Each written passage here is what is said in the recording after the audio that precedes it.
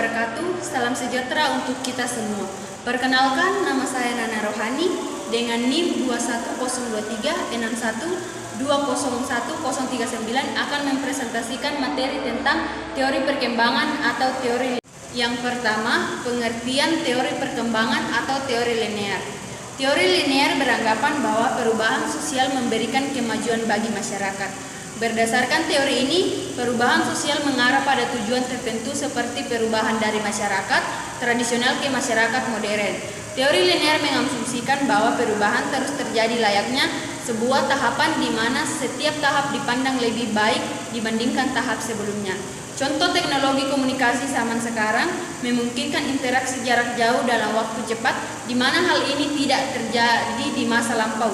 Yang kedua, teori pertumbuhan ekonomi linear oleh teori Adam Smith. Pertumbuhan ekonomi dibagi dalam 4 tahap. Yang pertama, masa pemburuan adalah masa di mana belum terdapat sistem ekonomi yang kompleks. Kegiatan berburu hanya semata-mata untuk memenuhi kebutuhan anggota kelompoknya dan tidak pernah ada transaksi dengan kelompok lain. Yang kedua, masa berternak dan masa bercocok tanam adalah masa di mana kebutuhan masyarakat mulai meningkat sehingga masyarakat tersebut tidak dapat memenuhi kebutuhan hidupnya sendiri. Yang ketiga, masa perdagangan adalah masa di mana setiap barang diperjualbelikan dengan jumlah uang.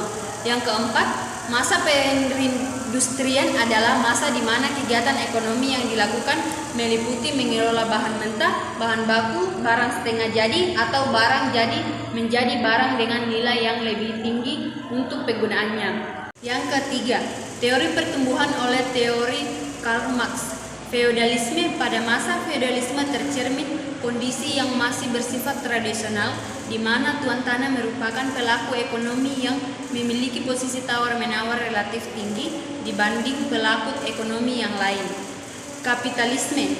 Pada masa kapitalisme, para pengusaha merupakan pihak yang memiliki posisi tawar-menawar yang relatif tinggi dibandingkan dengan pihak lain, khususnya para buruh. Bahkan dalam masa kapitalisme ini, buruh sama sekali tidak memiliki posisi tawar-menawar terhadap para pengusaha kapitalis.